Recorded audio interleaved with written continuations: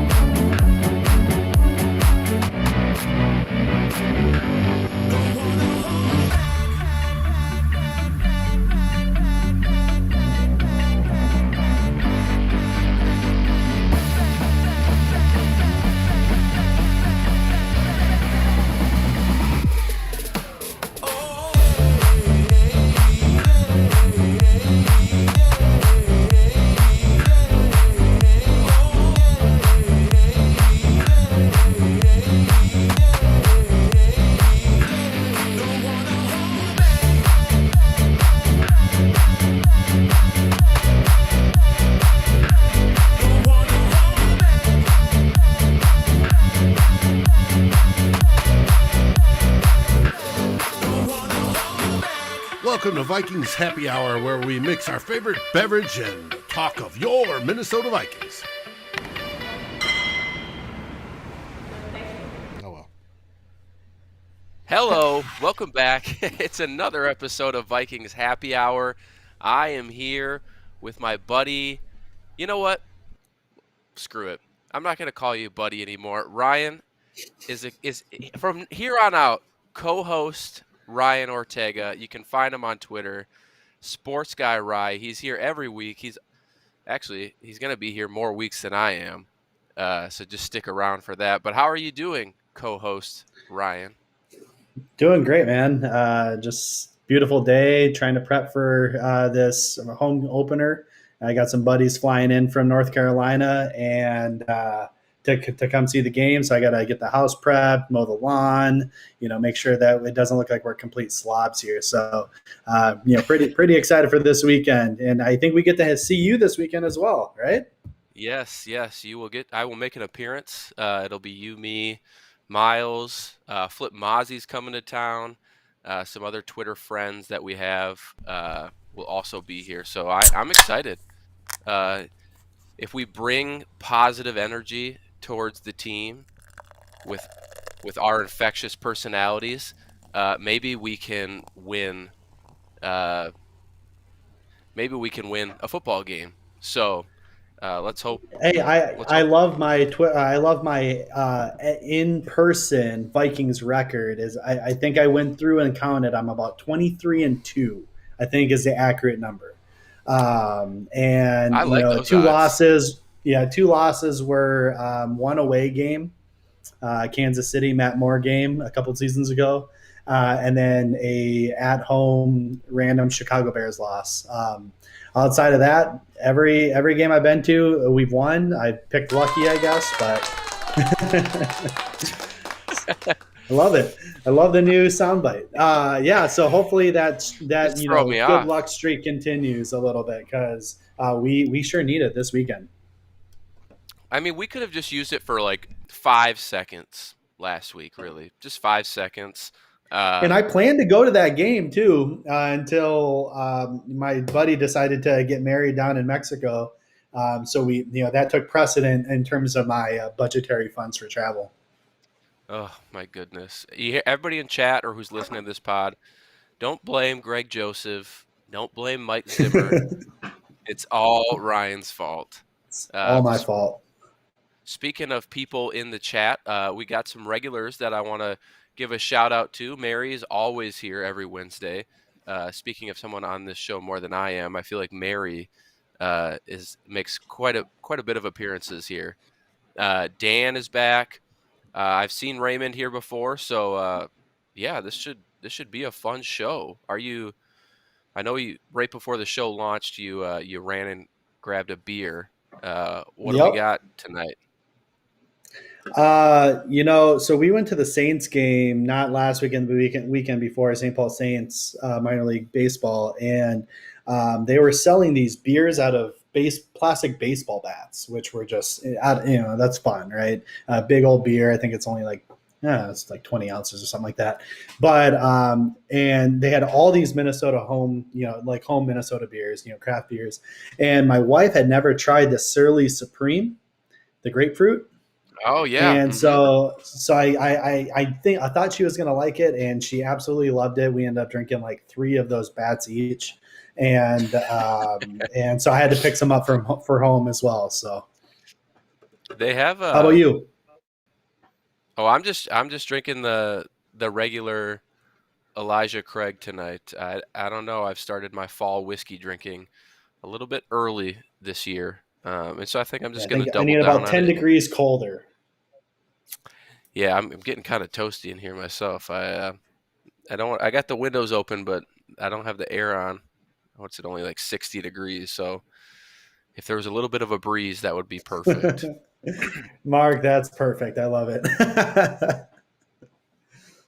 That's Oh my great. goodness. Mark made a comment in the chat that Nebraska lost to Oklahoma because of a kicker. Universe had to even itself out. Well, just in Ryan's universe, really. Dave, do you have anything you're drinking tonight? When do I I know not? it's a dumb question, but I should ask. Well, I was trying to catch the opening of the can sound and the pouring just a little while ago. I'm drinking I did Carbach. hear it. Yes, good. Carbach, the local company between here and Houston. Rodeo Clown. Let me get it closer to here. Double Nice. IPA. This thing is a beautiful. It's got a.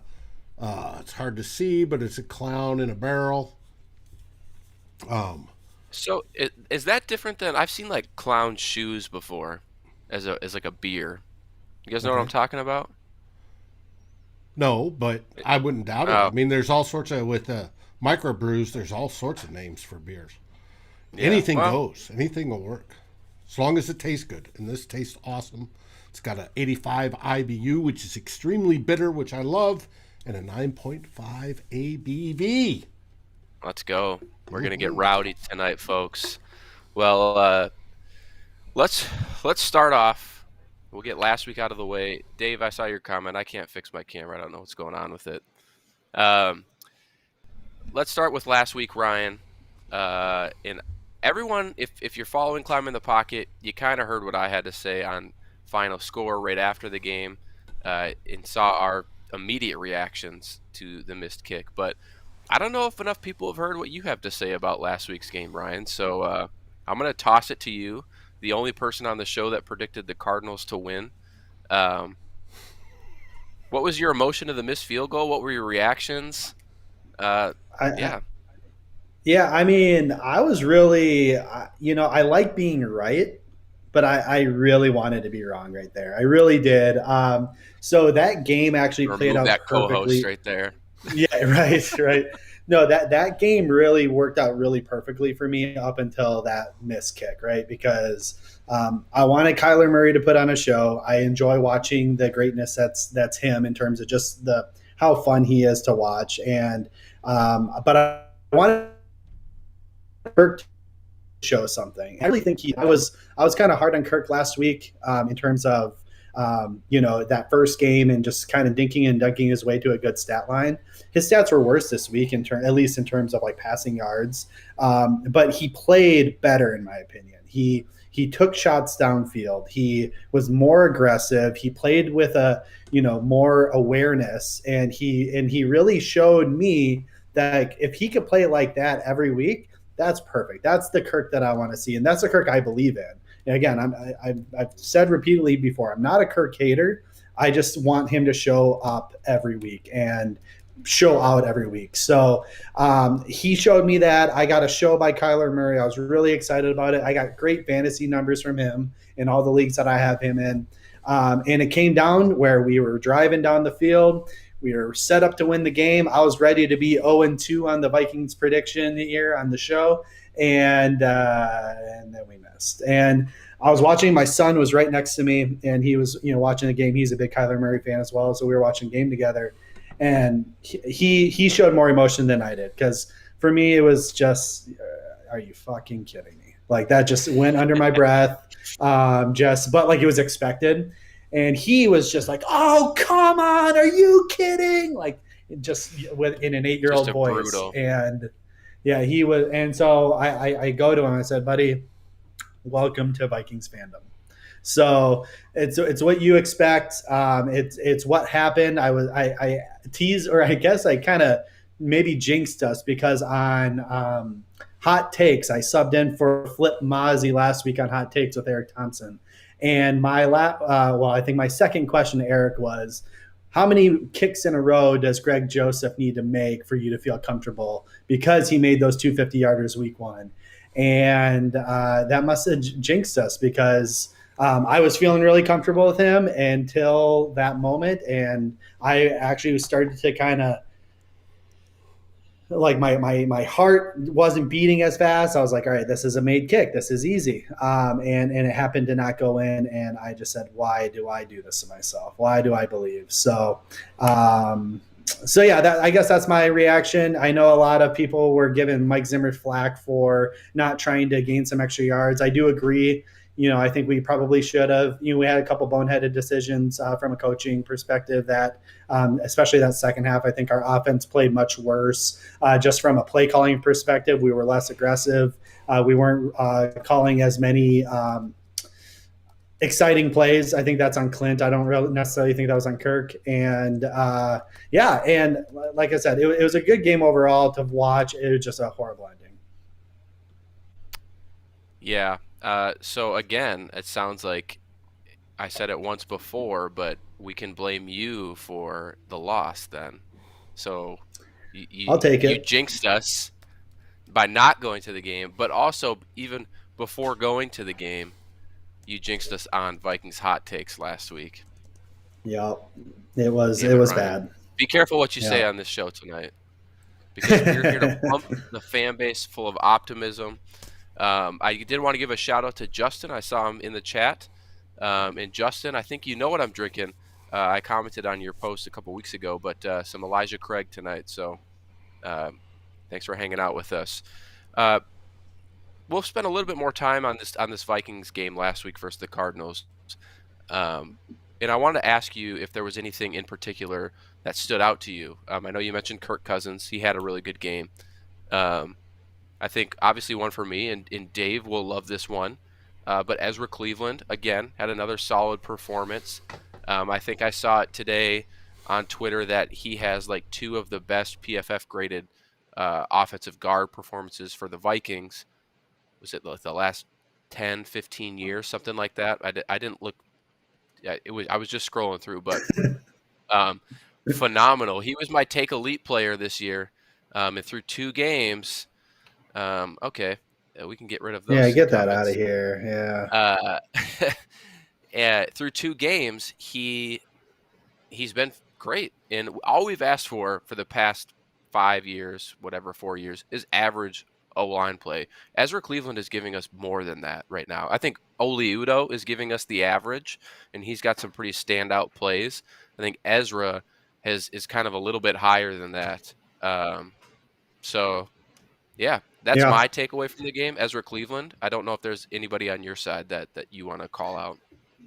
Yeah, I mean, obviously you got the big names, right? I think Daniil Hunter kind of showed us that he's kind of maybe back to true Good call form. I out. mean, a three sack game, both on the left and the right side. I think, and they, I mean, they don't have elite tackle play, but they have good tackle play. I mean, they're good players over there, and so for him to be able to utilize different moves to be able to get to those sacks, and again, and to get a player like Kyler Murray on the ground, he's a tough guy to get down. He's very elusive. Like I think so, I saw in the comments here, he's just so elusive and fun to watch.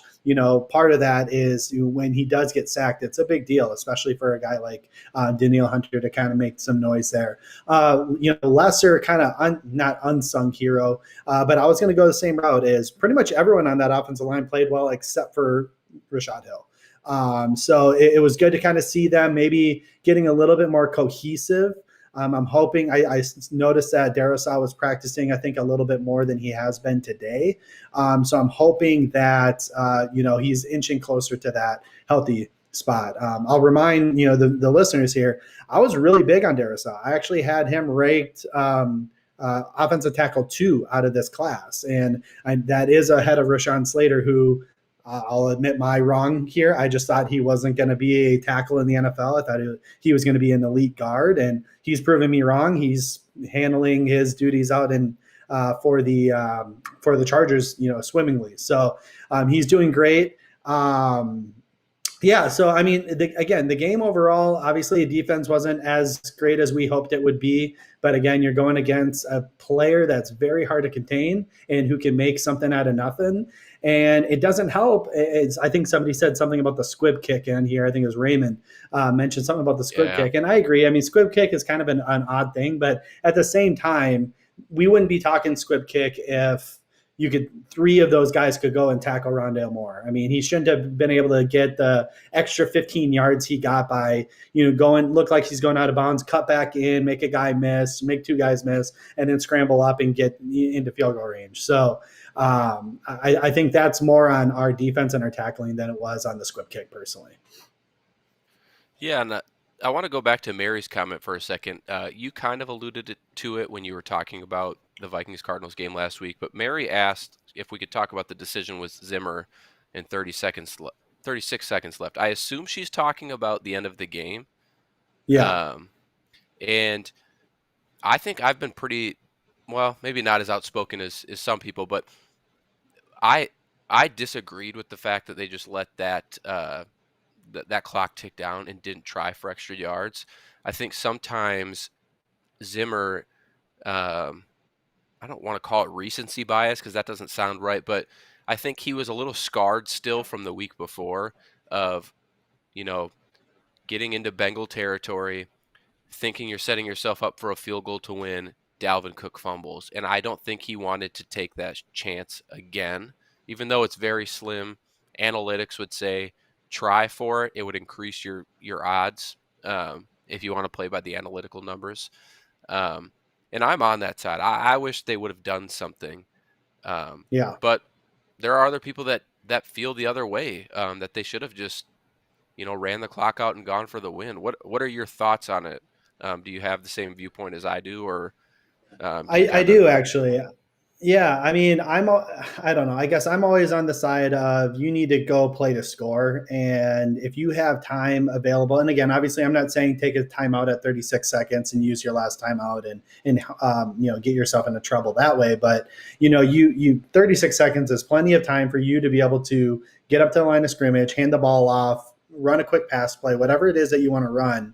And, I disagree with a pass. I wouldn't have done a pass play with the risk of a potential sack or something like that. But you hand the ball off. I know Dalvin Cook was kind of banged up at the end there.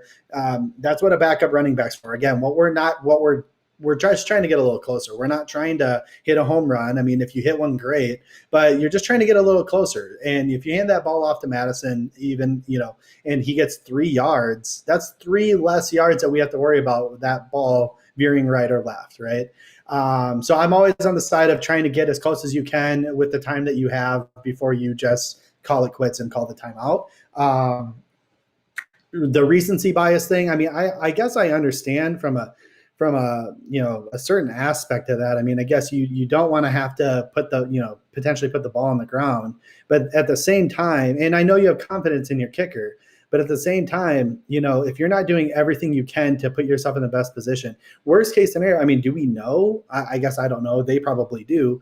Does Greg Joseph like it on the right hash? Does he like it on the left hash? Does he like it in the center? I mean, we could have helped him out a little bit, and I just think we didn't do anything, unless, again, he just likes it on the right hash. And the one thing that kind of bothers me is people keep talking about, oh, Bengals week 1, we fumbled in the, in Bengals territory. Guys, we're in Bengals territory. It was a 55-yard field goal from where he fumbled the ball. So from where he got tackled, if he had not fumbled, it was still 55 yards. Of course, we had some more time to make some more progress, but that Bengals defense was playing really well. 55 yards, there's no guarantee Greg Joseph's going to make a 55-yard kick. There's so like they're all saying, well, Dalvin Cook fumbled and we would have won if he wouldn't have fumbled. That's not true. I mean, it might be true. It's at least 40% chance true, 50% chance true, but it's not a high percentage that you're going to make a 55-yard kick. So where this one, again, we did have a higher percentage. I think it's 88% that you're going to make that 37-yard kick, 39, something like that. And again, he pushed it a little right. Who knows if we would have been up another 5 yards, that might have been the difference. So that's just my take. I really just don't like I think I've seen it multiple times here in the chat. And again, appreciate all you listeners adding to the chat. Please keep feeding us some content to talk about. It seems like Zimmer was playing, to not lose, or he was just playing scared almost because he didn't want, again, to fumble. So. Yeah, I totally agree. I know someone was said, let's hope that we don't have to rely on a kick again this weekend, which I'm going to take that comment and transition into this weekend's game versus the Seattle Seahawks. It's different for us. I think Dalvin Cook alluded to it today. The Seahawks are actually visiting Minneapolis. We're not going out there. He said he thought that it was like an obligation contractually that they had to go out to Seattle, but that is not the case. Russ Wilson and company will be coming to US Bank Stadium this weekend, and they will face the wrath of our fans, which, I know they talk about the 12th man out in Seattle.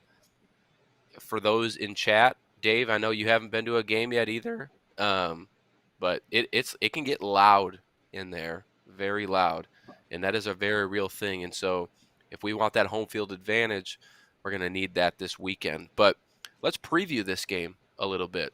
And I'm going to call out maybe one of my first initial concerns. Through 2 weeks, we've kind of seen average to subpar secondary play, I would say, mainly on the corners. I think Xavier Woods and Harrison Smith have done a pretty adequate job. I think Xavier Woods is actually outplaying Harrison through 2 weeks. But I expect that to change. But with Patrick Peterson, he had some coverage lapses last week. Brashad Breeland's kind of looked like trash through 2 weeks, but he was like the rising star in training camp, so that's really odd to see as well. I think he's playing hurt. Cameron Dantzler came in last week, made a couple good plays. Hopefully that gets him some confidence and he can get going. But my concern this week is Seattle's wide receivers versus our corners. We saw Hopkins, Moore, Green, even Max Williams, which is honestly pathetic. But we saw all of those guys torch us last weekend. And now we switch over to DK Metcalf. We got Tyler Lockett. We got Gerald Everett. We got the rookie Dwayne Estridge, right? Did I say his last name right? I think Eskridge, so. yeah. Eskridge, yeah. And then in the Freddie backfield, Swain.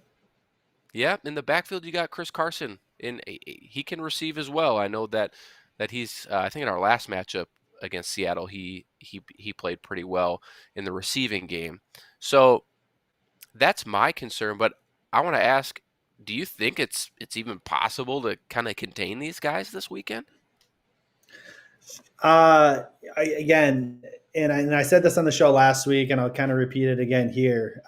We have a hard time containing scrambling quarterbacks that can move and create out of structure. And Russ is probably, if he's not the best, he's easily top three, top five, in being able to do this, right? I mean, and the best thing about him is he doesn't ever really, I mean, he does, but he rarely looks to run. I mean, he's always looking for that big play, and that dude's got a cannon, and he's got the famous little moon shots that he puts over defenders, and Tyler Lockett or DK Metcalf comes and runs under him. So I am concerned, and the reason why is not so much the receivers. I mean, obviously they're great receivers. It's going to be really hard to contain them. Just hypothetically, say like Justin Herbert's on that team, or even like Joe Burrow, it's already going to be hard to contain those receivers. But then you add the added element of Russ has a significantly better line than he had last year when we played them. I mean, he got,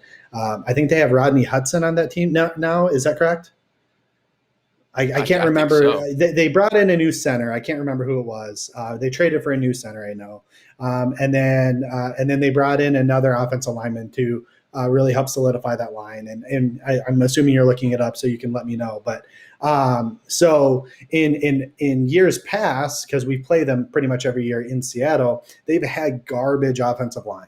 And that's why we've been able to keep those games close, because we could take advantage of that with, Danielle Hunter and company. But now with a significantly improved offensive line, a healthy Chris Carson, healthy DK Metcalf, Tyler Lockett, who's playing incredible right now. And then you have Freddie Swain, who last week really came onto the scene again. I mean, he flashed a little bit last year, but he really came onto the scene last game and improved that, they have a good third reliable option. Gerald Everett at tight end. I mean, like you said, they have a lot of weapons. So being able to contain Russ is going to be the biggest thing. Again, same kind of advice I had last week. Again, I'm not a defensive coach, but trying to contain him inside the pocket and utilize those defensive tackles to kind of push the inside of the pocket up and kind of close in on him. That's going to be the best way to do it. And if we can do that, like we did with Kyler, especially in the second half, we have a chance. But the hard part is being able to do that and Russ not escaping and making those big plays. I'm very concerned about it, but it's almost more on the offensive line that Russ is going to probably have, more clear path to be able to make big plays than it is necessarily the receivers. Yeah. And to your point, when talking about the offensive line for Seattle, I did not see Rodney Hudson out there, but some names that people Yeah. probably will know is their left tackle, obviously Dwayne Brown. He is PFF's 10th ranked tackle this year. And then their starting right guard is Gabe Jackson, who I Gabe believe was Jackson, cut that's by who it was. who was cut by the Raiders this offseason. And he's actually having a pretty good start to the season as well. He's their 33rd ranked guard, according to PFF. So, yeah, I mean, I think I when we remember look they at grabbed somebody from the Raiders, and yeah, yeah. I think when we look at some of the Seattle players, and I'm guilty of this as well. I did it the first week with the Bengals, but when you kind of look at these names, you're like, oh yeah, I don't really like recognize them, or they're not like household names. But a lot of them are actually pretty good. They're not gonna like knock you on your ass or anything, but they're consistent. And I think the Vikings potentially could struggle to get some pressure on Russ, especially because the discipline to keep him contained is something that they, to your point earlier, they have not proven that they can do. Even dating back previous seasons when we went to Seattle and we played Russell Wilson, they've had really difficult job containing him. I think it was last year's game where we got really lucky because he just threw a random pick and Anthony Harris just happened to be there. I'm pretty sure that was last week. But transitioning to the other side of the ball, and Mary talked about this in the chat, can they deal with us? Can their offense or their defense handle our offense. Like, our offense is off to a phenomenal start. I have it right here. They're PFF's fourth rated passing offense in the entire NFL, only behind the Rams, the Bucks, and the second one feels a little strange to say, but the Giants as well. Sure. Yeah. I mean, I was just, doing some prep for the show. I was looking at their defense earlier today, and yeah, they aren't the Seahawks of old. This isn't the Legion of Boom days. I mean, their defensive line is filled with, some cast offs. I think like Carlos Dunlap's over there.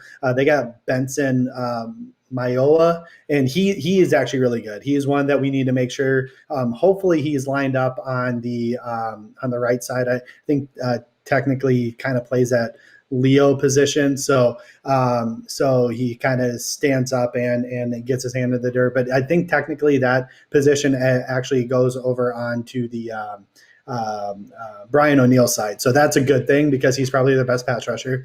And then, yeah, their interior is, just some guys. Puna Ford, I liked him coming out. I think he was out of Texas, and Al Woods. But again, these aren't like the Bengals. When I mentioned the Bengals D line was those D tackles were underrated. These guys aren't underrated. They're just not that great. So we should be able to have some running lanes against this team. Obviously, you always have to worry about Bobby Wagner. He is elite. He's one of the top 2-3 linebackers in the NFL. But his supporting cast again is not the Seahawks of old. You do not have KJ Wright there anymore. He made a ton of plays for them. You don't have I'm for drawing a blank on his name, but he was the Malcolm Smith, right? The Super Bowl MVP that one year they won the Super Bowl. You don't have these guys, and their secondary. While they do have good safeties, I really like Quandre Diggs. I think he's a really good free safety. Jamal Adams is a liability in coverage. He's a great blitzer. Might as well just make him a D end, but he's a liability in coverage, and their corners are nothing to be write home about. I mean, I like DJ Reed a bit, but they're nothing to write home about. So we should have some ability if we can get our receivers to play like they have been. I mean, KJ Osborne's been great. Adam Thielen's been great. I think I saw somewhere in maybe one of the chats we're in today, or maybe just on my timeline, that we've completed, I think, like, is it 19 out of 20 passes between those two alone? And then, more of the incompletes are coming Justin Jefferson's way. I think Will Raggets had mentioned that today. Yeah. So, keep beating those guys, keep running great routes. You should be able to get open against these guys, and the run game should be open. So I'm thinking we're going to have another high-scoring game this week. Yeah, I do too. I'm actually a little bit more concerned, I think, with the secondary than you are. When we talk about some of these guys out there, we have Trey Flowers, who's played decently well. DJ Reed is a name that people are probably familiar with. You've talked about Quandre Diggs, Jamal Adams as well.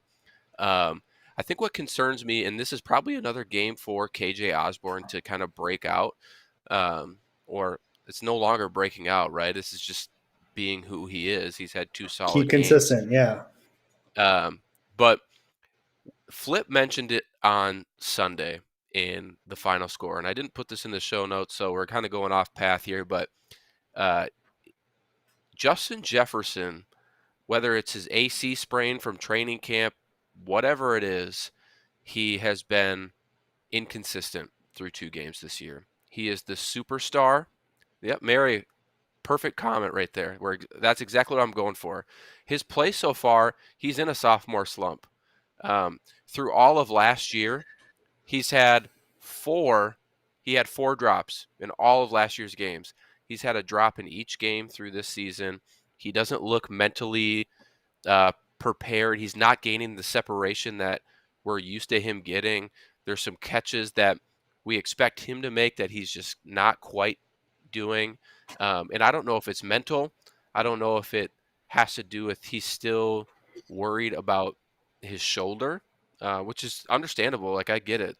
When you have an injury, it's going to take a little bit. And yes, Allison, it is your fault for drafting him to your fantasy team.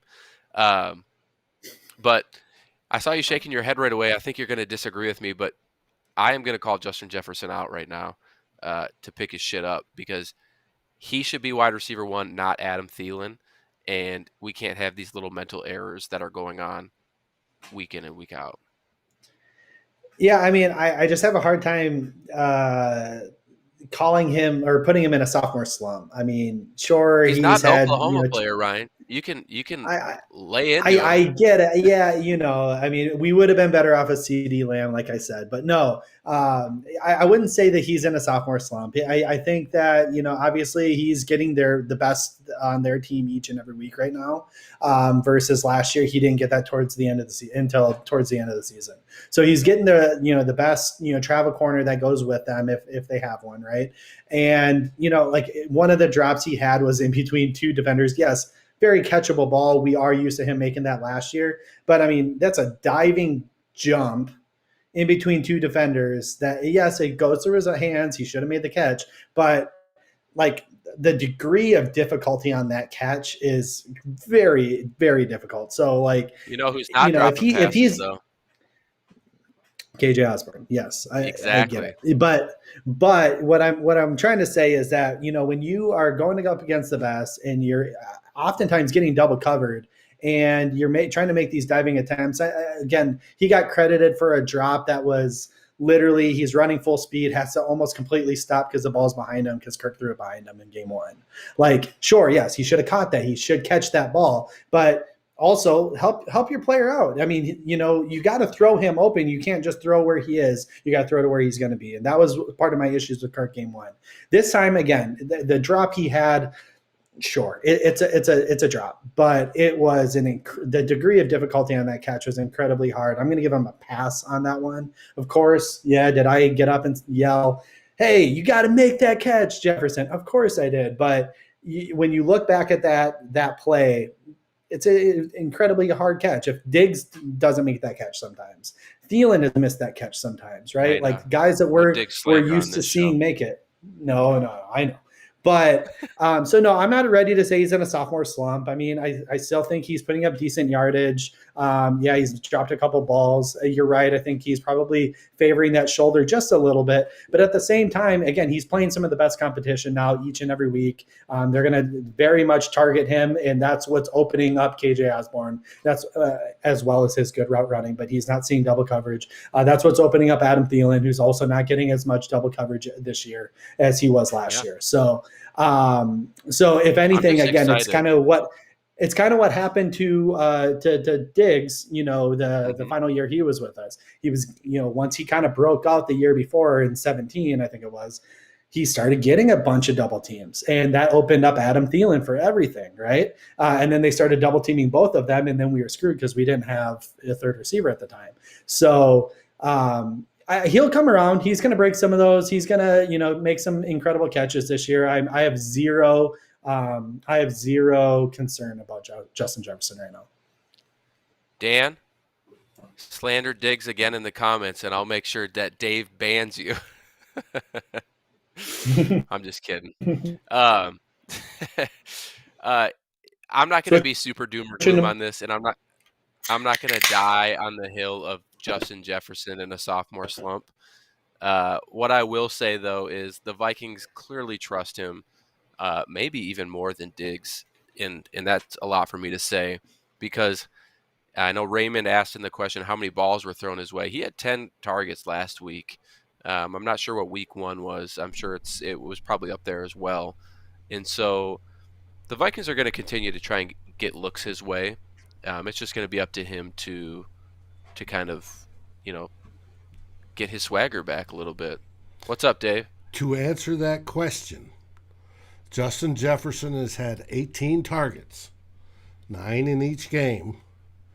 He caught 5 in the first one and 6 in the second one for a total of 11 of 19. He has had PFF only credits him with 2 drops. I thought I've seen more, but that's all PFF credits him as. Yeah, I think. PFF won't. PFF won't ding him if again the ball is behind him or if they don't deem the ball catchable. So again, even the even the one that he dropped in between the two defenders, I think they did credit him for that. The I think one that that one where he's was, running full speed and the ball's behind you. yeah. I remember the slant where it was behind him. That was definitely not his fault. Kirk was off target. And I'm not sure if I don't think that PFF charged him with the one that was a little bit high towards the red zone. Um, if he got one drop, so he must have got credited for those in one. I But was always taught if you anyway, get your hands on the ball, you need to catch it. Period. And as Dan was saying, yeah. Chris Carter was the best receiver, hands wise, soft hands wise, that we've ever And they had. didn't have those gloves back then. Nope, it was all skin. So let's round out this Vikings preview. Let's hit the lightning round hard. But before we get there, what are your keys to victory this weekend for the Vikings? Yeah, I think that our run defense really needs to show up, and where we're getting hurt in the run defense is outside the tackles. Those outside zone runs is really where we're getting hurt in the run game. So we're doing well up the middle. Pierce and Tomlinson, for the most part, are doing their job.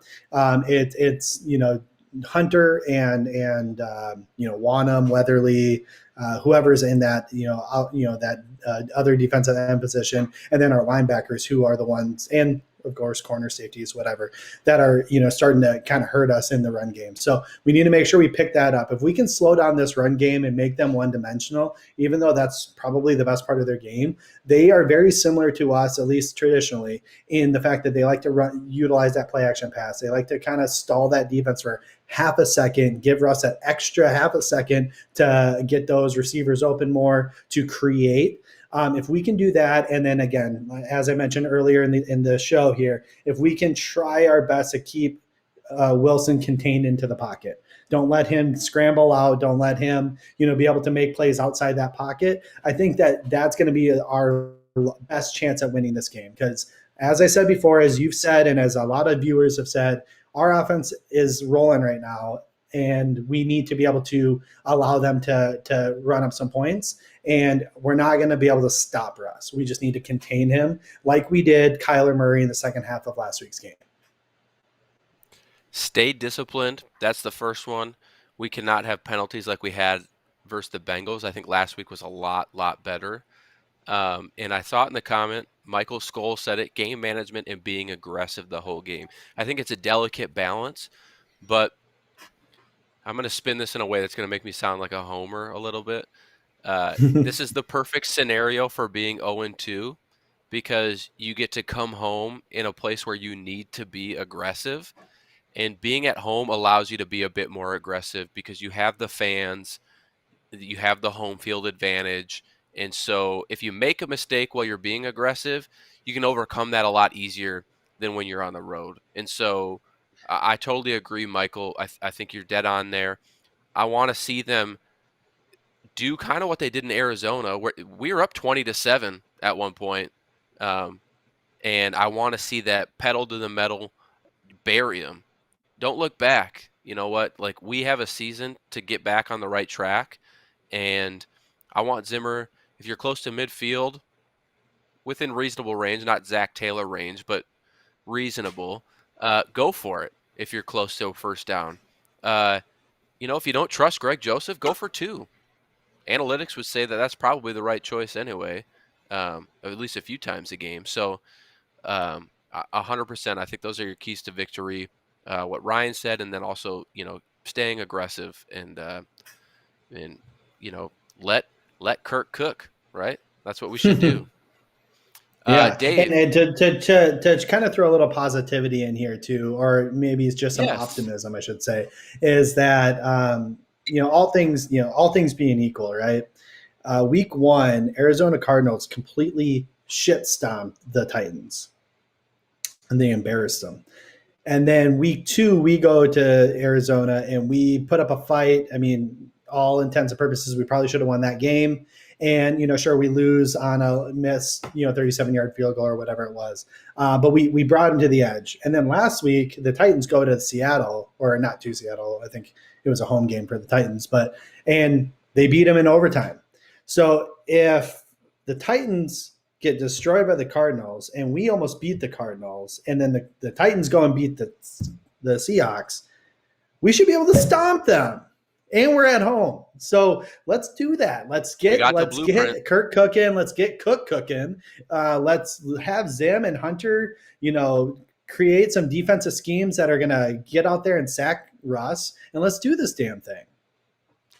We have the blueprint, and a win will kind of cover up everything through these first couple weeks. So, Dave, do we have music for a lightning round? No, it's the one thing I forgot to get this week. That's all right. Man.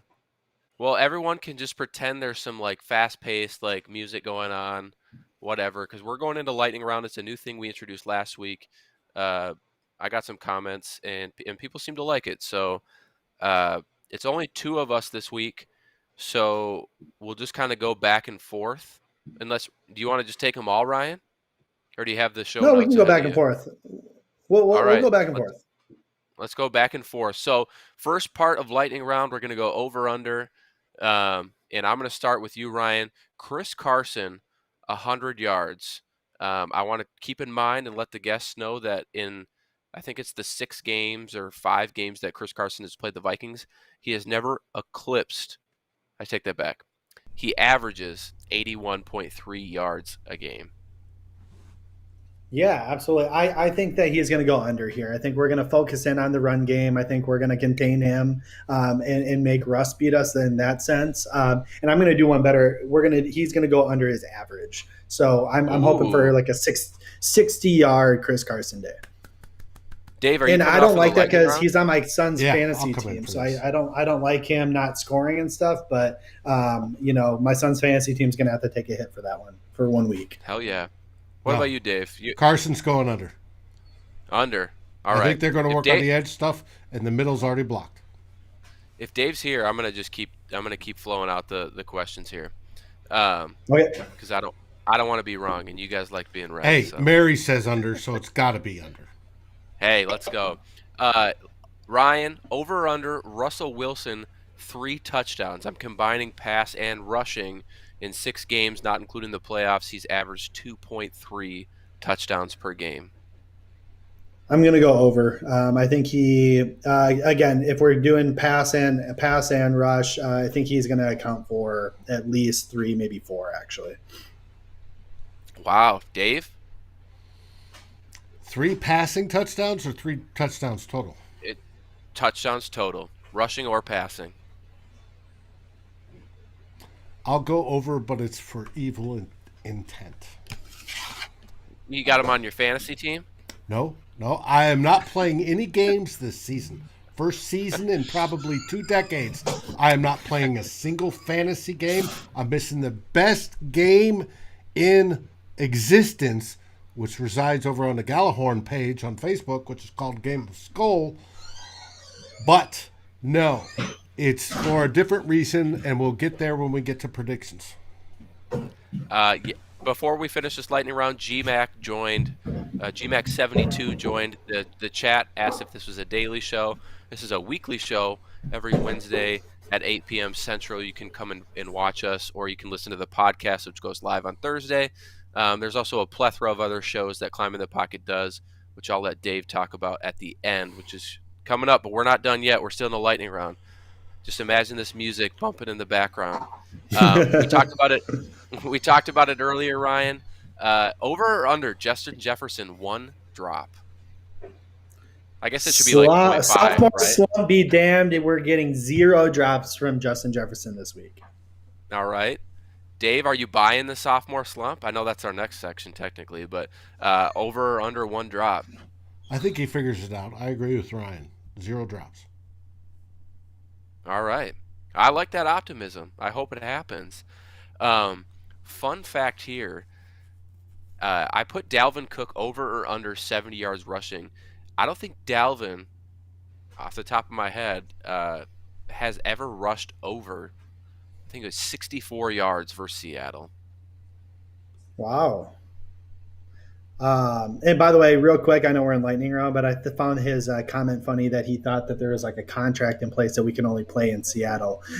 He said that today to the reporters. I thought it was pretty funny. Yeah, I'm going to go over unless he stays dinged up. I mean, again, mine's was an asterisk as long as he's healthy. Obviously, he was pretty banged up, and I think he was limited today. I think Dave, you put up the He was injury report out earlier. today.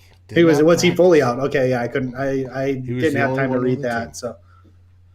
yeah. Okay, yeah. So as long as he's healthy and I think he goes over. I think we're going to make it a point and focus like we did this last week. And again, I don't think that they have the players up front to be able to stuff the run. They have Bobby Wagner. As long as we make some sort of effort to contain him, I think he's going to get loose. Dave, 70 yards rushing. 70. If he's healthy, yeah. I think he'll get 70. All right. Dan says 130 total, so receiving and rushing. Hey, I hope he does. Love it, Dan. Yeah. Everyone, feel free to blow up the chat with what you think on these comments. I'd love to hear what you have to say. We got one more over/under, then we'll switch to the buy/sell section. Vikings defense, 3 sacks. Oh, that's a tough one. The beauty and the bitter and the sweet, I guess, of Russell Wilson is he can extend those plays and he does make the big plays, but that also makes him much more susceptible to sacks. Hunter did a great job last week of doing that to a rushing quarterback. He got 3 on his own. I've been really optimistic this whole show on all of these over-unders, so I'm going to go under just to even myself out a little. All right. Dave loves the trenches. He says no, over. though. No, those guys are going to feast. Oh, you say going over 3 sacks. Let's go. I'm down with that. Everson will be back. Hunter will hunt. You may even throw one of them in there and throw in Pierce or Tomlinson for the other one. I feel like Tomlinson's due for a sack. I feel like a lot of people have been reaping the benefits of that D-line thus far. Michael Pierce saw the 2 sacks earlier. I think it's Tomlinson's turn or Sheldon Richardson. Let's switch to buy-sell. Ryan, I'm going to start with you here. Kirk Cousins and his continued success. He's pretty hot through 2 games. I think he's PFF's number 4 rated quarterback, maybe 5. Are you buying or selling this hot start by Kirk Cousins? Well, he usually gets hot in October. He's getting hot in September here. However, again, this is tough for me to answer because again, he was hot game 1, and I didn't like his play game 1. I didn't think that he was hot game 1, but I did think he was in game 2. So I'm gonna say I'm gonna buy it. I'm gonna buy it. I'm gonna say that it continues, and the reason why is because Kirk is really good at figuring out a way to get paid, and he knows that this is extension year essentially for him. And if not, it's going to be trade year where he's going to get extended right away from another team. So he's going to put on, his best effort this year, and apparently everyone's saying there's a different fire to him. So I'm gonna buy, and which is odd for me to say because I've not ever really been that Kirk believer, but I'm going to go ahead and believe it this year.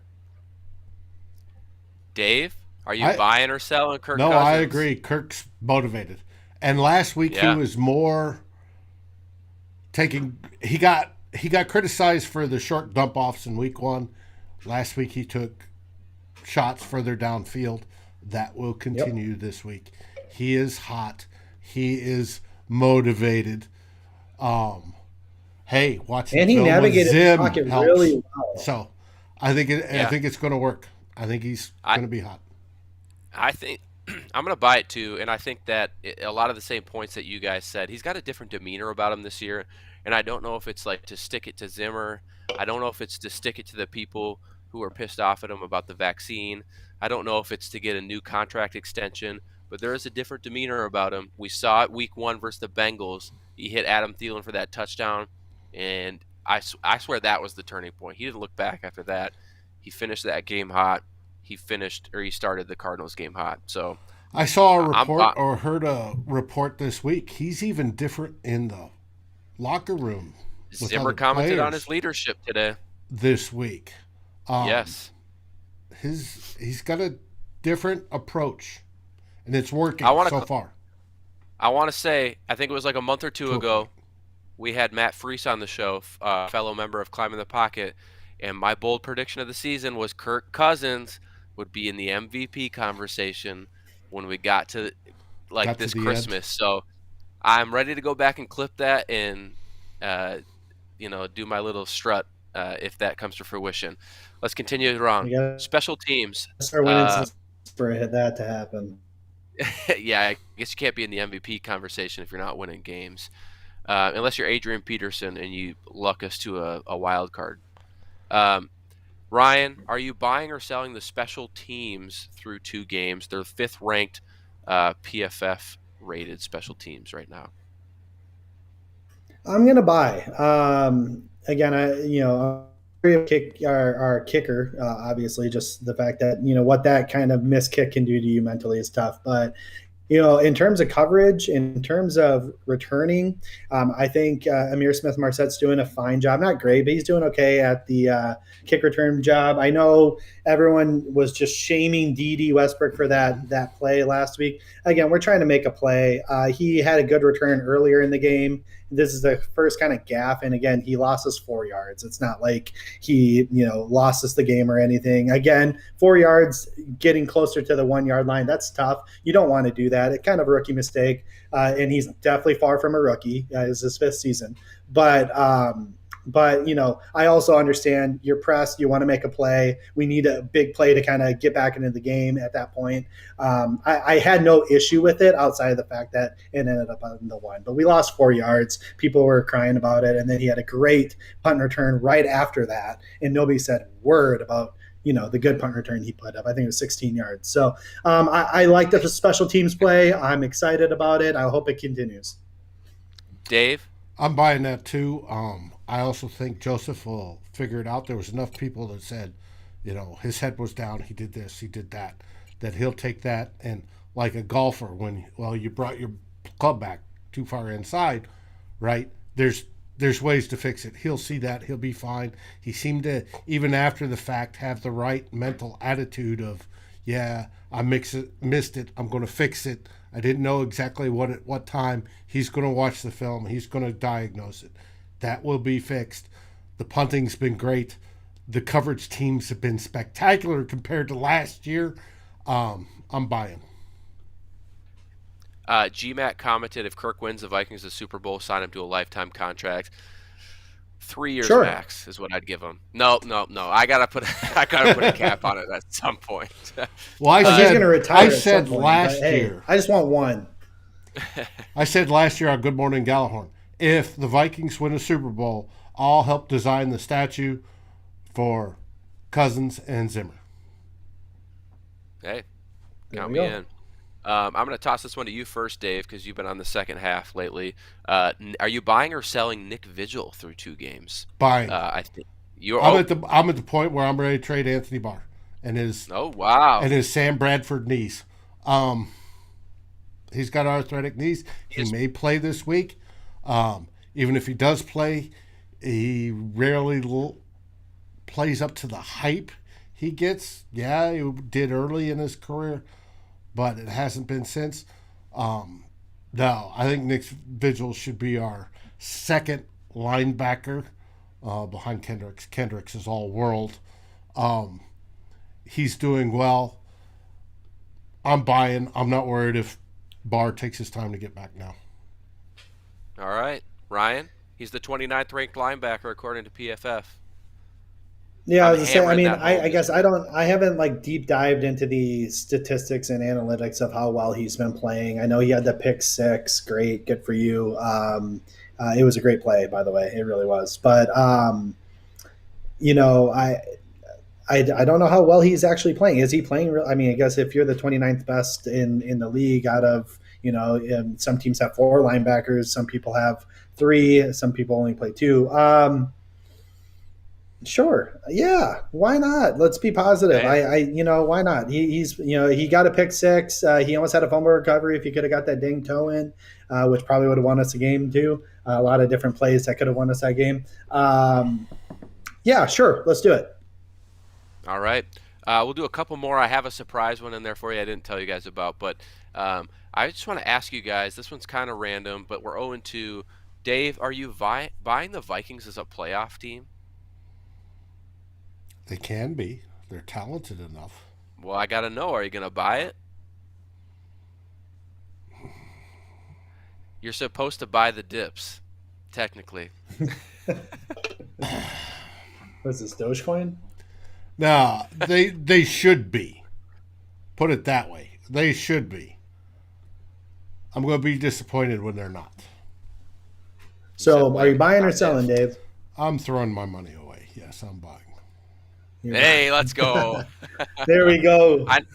I know Ryan's a sucker for buying the dips. I do like buying the dips, but I also like to be a calculated buyer when I buy the dips, and I'm not going to buy this dip. I'm sorry. You're selling. I really don't want to be negative, especially on a Vikings show. The two games that we've lost already were supposed to be the winners of these first four. I thought we were going to go 2-2 in the first four, and I thought it was going to be the first two we'd win and the next two we'd lose. Now, I do have optimism we can win this game. More optimism than I had at the beginning of the season. But to start 1-3, it's going to be tough to make a playoff at 1-3. And again, yes, I'm already buying the fact that we're going to lose to the Browns. So I hope I'm wrong. I don't want to be right in that situation. I want us to be a playoff team. I'm just not willing to throw my money on it. That's fair enough. I'm going to buy it. I think the offense is good enough. I think if they can just right the ship a little bit. I said it this earlier this week. If they can, they're going to surprise us and for some reason just go 2-2, but it's going to be the two we don't expect. And hopefully that just rights the ship. The surprise one is mainly for Dave. I know his answer, but I just want to get him pumped up. Are you buying or selling Ezra Cleveland? Oh, hell yes. I'm buying. I'm putting a big chunk down. I want majority share, baby. That's mine. Ezra Cleveland is the real deal. He's doing outstanding at left guard. Hey, Oli Udo's doing great at right guard. I'm loving it. The only thing we need to do is get Darisaw off that. He is practicing today, limited, and get him in because Rashad Hill is a backup tackle. Yeah. Dave loves his offensive lineman. Ryan, real quick, buying or selling Ezra? He doesn't want I'll to buy this with one either. odds. I'll buy with odds. That first game was Let me not show good. you The the first tape. game really was not good. The first game was not good, but he did play much better this week. I think the defensive, like the guys he was going against this week were much worse than week one. But he did play much better this week. So I'm comfortable buying, but I want I don't know, 1.5 to 1 odds. I want to make a little That's extra fair. money on my investment. For me, I'd be doubling down if I bought, and so I will because he was my take a leap candidate. So There I you will go. double down on Ezra Cleveland, and I hope with the addition of Darisaw coming back eventually, that only boosts his level of play. I'm going to give you each one of these headlines, and then we'll head to predictions because we're going a little over time here. Um, Ryan is co-host. I'll let you pick which one you want. Okay. I know Dave does all the background work for producing, but as newly named co-host, uh, do you want to go with the headline "You like that" or "Is it time to panic"? And for everyone in the chat or listening, I just give them a headline and they tell me what happens in Sunday's game to get to that headline. I'll do Is It Time to Panic because I know Dave really wants to do the You Like That. I can tell he really wants it. So so the headline Is It Time to Panic? I think that I don't want to give away my stuff here, but I think we're gonna have a situation in which we're not gonna have a favorable result, and we're gonna ask that question: Is it time to panic? I'm not sure what that result is going to be yet. Is it going to be Dalvin Cook doesn't play? Is it going to be Kirk Cousins has a bad game, or do we lose the game? Or is it going to be a big win, but maybe one of our good guys gets hurt or something? I'm not sure. So, a Oh, lot of little options twist with that there. one. A lot of options with that one. All right, Dave. You wake up Monday morning. I know you're not in the cities here, but Star Tribune reads, you like that right on the sports page. What happened? Kirk Cousins threw for 5 touchdowns, and the Vikings Holy defeat buckets. the Seattle Seahawks by 20 points. Whoa! Holy buckets. I hope that comes to fruition. Let's speak that into Now, existence. it may take magic mushrooms to get there, but you like that? All right, let's go. We have game predictions before we close out the show. And Mary, you're still here. We don't have a guest this week, if you guys didn't notice. Mary, I would like you to be our honorary guest. So if you could put your score prediction in the chat, we will count you as the guest this week. Just to give a recap, Dave and I and the guests are 0-2 throughout the season. Ryan did pick Arizona to win last week. He should be the one that's 0-2, not us. But we carry on anyway. So I will start this week. God, one of these weeks I got to be right. I think coming home in the Vikings have that home field advantage. We have a 12th man here. That skull chant is going to rock this world. Seattle's not going to know what hit them. I think Seattle's actually overrated. Score-wise, I think it will be high scoring. I'm going to go 30-24 Vikings win. But it won't be as close as the score indicates. I think Seattle maybe gets like a garbage time touchdown. So 30-24 Vikings. Ryan? Dan Henneman stepped on my touchdown call. I'm sitting here. All week I've been thinking about this. I think I was ready to just write off the Vikings and give us a loss in this one. But you know what? I'm going to be at the game. My best friend I haven't seen in 3 years is going to be joining me at the game, as well as some of his buddies. I get to see Matt and Miles that morning. I get to meet Flip Mozzie that morning. We're going to have a great time. I'm probably going to be drunk, which is going to be great. Dave's asking me to join this whole, what's the show called again? The final Score, baby. Live from the game. I don't think anyone's going to want me to be on that show because I'm probably going to be Flip's going to join. Well, we're gonna be there. We're gonna be there, and we're gonna win this game. We're gonna be 34-31, walk-off kick. Greg Joseph redeems himself. Let's go. All right, Dave. Before we toss it to you here, we got Mary's prediction in the chat. Mm-hmm. She is predicting a 31-20 Vikings victory. So we love that. And Dave, leave us with the final prediction and take us home. I have gone 0 for 2 this season. I've picked the Vikes. I've been wrong. I'm going to continue with that I've been wrong theme. I'm picking Seattle by 1. Let's go 34-33. Seattle. Ooh. Just because I've been wrong. No, I love what Dave's doing here. Dave's been doing it all show, and I love it. Because either he looks like a genius next week when we come back, or he's trying to jinx Seattle. There's Flip Mozzie. And he's trying to jinx Seattle, and then the Vikings win. So I'm here for it. I love it, Dave. Dave, I am stunned over here. There is zero chance. I thought you were gonna.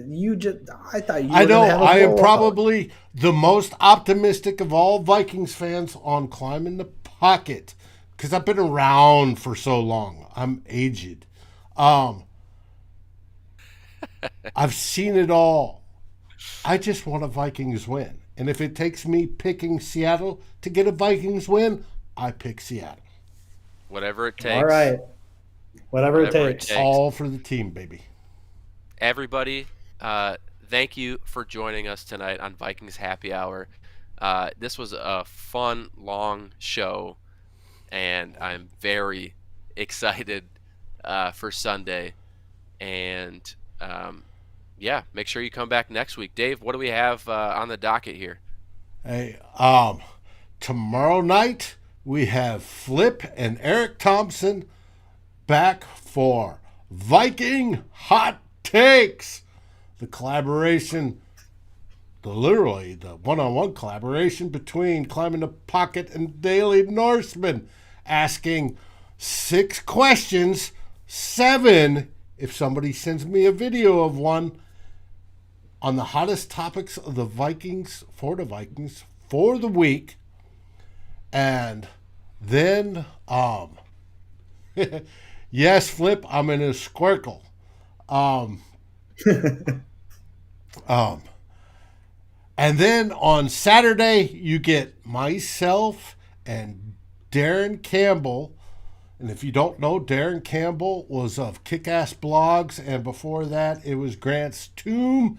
For those that are older and remember the blog days, he lives up now in Yellowknife, Canada, and he brings his Vikings take every week. It's very educated.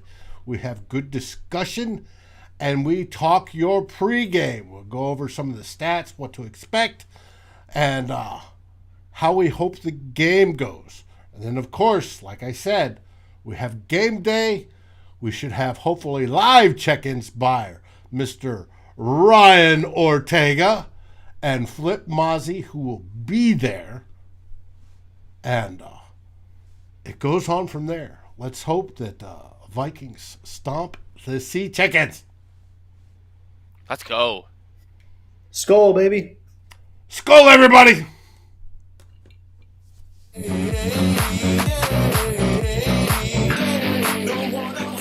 Thank you for watching or listening. As always, if you like, subscribe, and ring the bell for notifications. And if you're listening to the podcast, please rate us on your favorite aggregator. Skol, everybody.